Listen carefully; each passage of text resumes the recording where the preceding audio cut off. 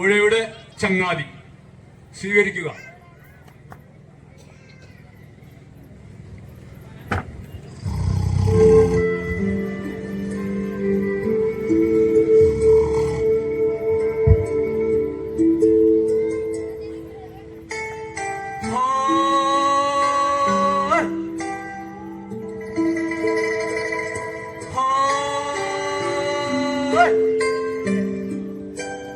ആരാ ആരാ അക്കരെ നിന്ന് പോണത്?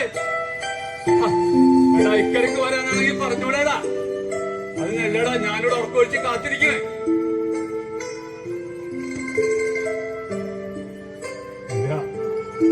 ആരുമില്ല, അക്കരെ ആരുമില്ല. എന്റെ തോന്നല ഉറപ്പില്ല. അക്കരെ ആരോ കൂടമാര് തോന്നാം.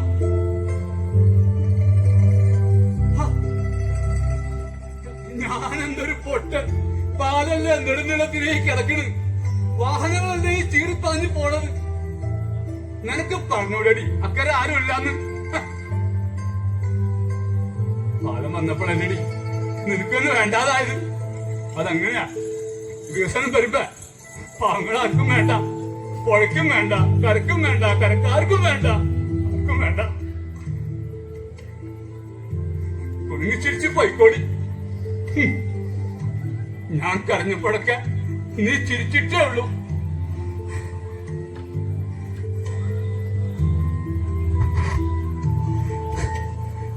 ഏഴാമത്തെ വയസ്സിൽ വഞ്ചിക്കര മടക്കാൻ പിള്ളേരെ, അതായത് എന്റെ അപ്പന്റെ കൈയും പിടിച്ചു വന്നതാ ഈ കടവാരത്ത്.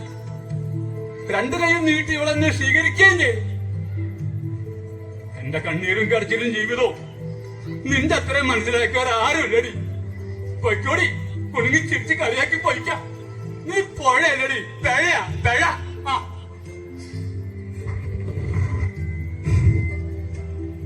എന്താ എന്റെ കടത്തു വഞ്ചി തകർന്നു കിടക്ക. ഒരു വെള്ളപ്പൊക്കക്കാലത്ത് വഞ്ചി നിറഞ്ഞ അപ്പം മുങ്ങി, പിന്നെ പൊന്തി വന്നു, പിന്നെ മുങ്ങി. എന്റെ അപ്പനെ കൊണ്ടുപോവല്ലേ കൊണ്ടുപോവല്ലേന്ന് ഞാൻ അവളോട് കരഞ്ഞു പറഞ്ഞു. കേട്ടില്ല. കരള് ആർച്ചാഴ്ചക്കാരൻ എന്നെ സ്റ്റാർട്ട് നിർത്തി. മുക്കി ദുഷ്ടത്തി. അങ്ങനെ അപ്പന്റെ കടത്തുവഞ്ചി എന്റെ കടത്തുവഞ്ചിയായി. അപ്പന്റെ കഴുക്കോൽ എനിക്ക് ജീവിക്കാനുള്ള മാർഗമായി. ഞാൻ അങ്ങനെ വഞ്ചിക്കാരൻ അന്തപ്പനായി. എന്റെ പ്രേക്ഷണപ്പെണ്ണിനെ നീ കൊണ്ടുപോയി. അവളിൽ നിന്ന് ഒരുപാട് സ്നേഹിച്ചാളായിരുന്നു.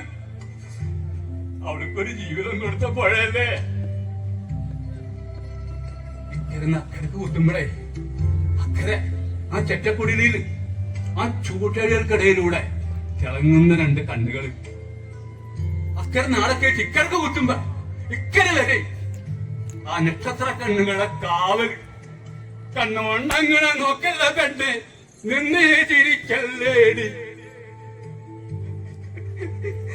എന്തോന്ന് തോന്നുന്നേടിയേ. ആണിന്റെ പെണ്ണിന്റെ മനസ്സിൽ മോഹം കൊട്ടിട്ടാലേ പുഴയല്ല ഒരു കടൽ തന്നെ മുന്നിൽ നീണ്ടു നിവർന്ന് കിടന്നാലും ആ കണ്ണുകളിലെ തിളക്കവും ആ സ്നേഹവും ഈ കൈവളയുടെ രേഖ പോലെ തിരിച്ചറിയാൻ പറ്റുന്നു എന്നെ പഠിപ്പിച്ചത് ത്രേസ്യാമ്മയാ. മോഹം അങ്ങനെ മുട്ടിട്ട് പുഷ്പിച്ചിരിക്കുന്ന കാലത്ത് ത്രേസ്യാമ്മനൊന്ന് വെല്ലുവിളിച്ചു. എന്നെ കാണുന്നെങ്കിൽ അക്കരക്ക് പോകാപ്പളയെന്ന്. പഞ്ചു പറഞ്ഞല്ല, നീന്തിച്ചെല്ലാൻ രാത്രിയിൽ വഞ്ചിക്കര കെട്ടിയിട്ട്. അന്നത്തെ ചെറുപ്പത്തിന്റെ ആവേശത്തില് ഞാനങ്ങനെ നീന്തിച്ചെന്നു. വഞ്ചിക്കാരൻ വന്നപ്പം വഞ്ചിയില്ലാണ്ട് പുഴ നീന്തിച്ചെല്ലുന്ന അതിശയ കാഴ്ച കാണാൻ അക്കരെ കുറെ വന്നാമാര്. എന്റെ മാതാവേ, അന്നത്തെ രാത്രിയിലെ കാര്യം. പിറ്റേന്ന് അലങ്കരിച്ച വഞ്ചിയിൽ ഞാനും ത്രേസ്യാമ്മ ഇക്കരെ. അങ്ങനെ ത്രേസ്യാമ്മ പെണ്ണ് എന്റെ പെണ്ണായി. കടത്തിലെ നില വിട്ടുപോയ 5-6 പെണ്ണുങ്ങളെ കൂട്ടത്തിൽ ഈ ത്രേസ്യാമ്മ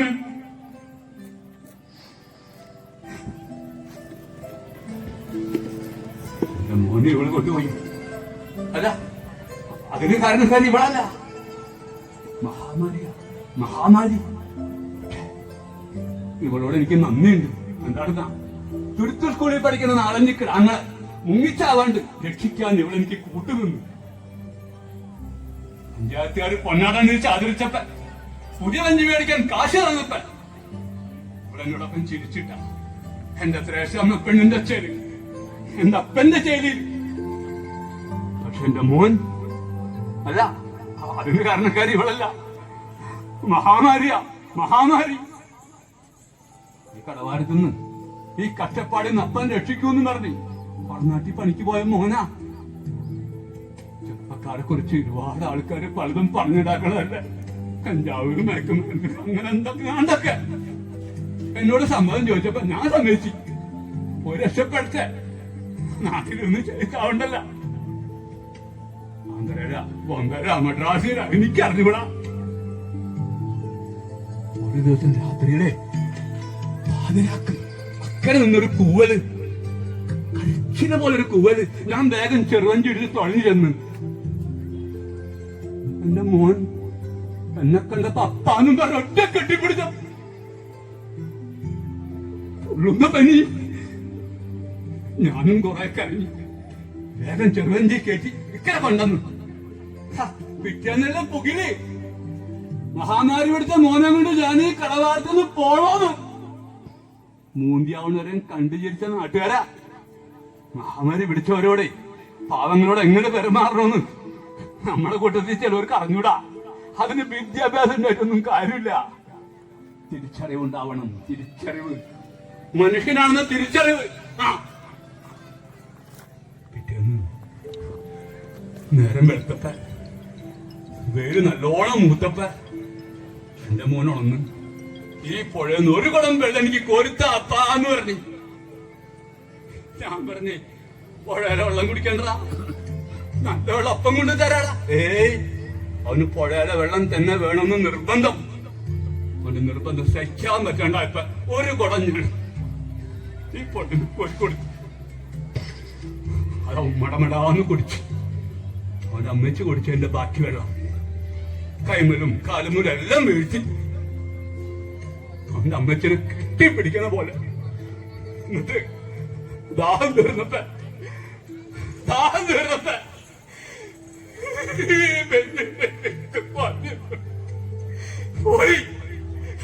പോയി, പോയി. കേട്ടാ കരച്ചിൽ കേട്ടാ? പുഴ കരയുന്നുണ്ട്, കേക്കണില്ലേ? ഞാൻ കേക്കുന്നുണ്ട്. അത് കേട്ടിട്ടാണ് അന്നൊരു കരച്ചിൽ ഇതേപോലെ ഞാൻ കേട്ട്.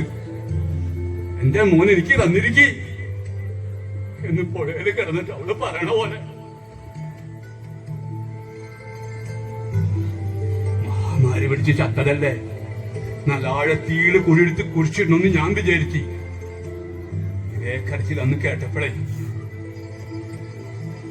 അതിനെ ശവം കാത്തുവെച്ച് അതിനായപ്പ ശവെടുത്ത്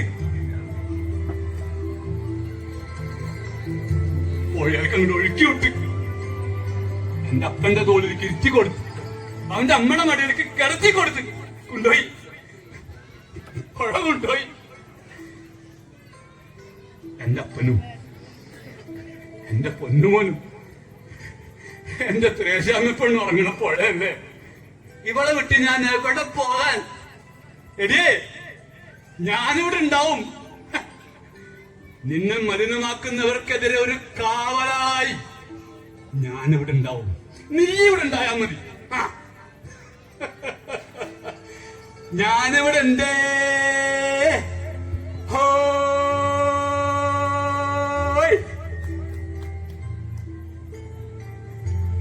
താങ്ക് യു.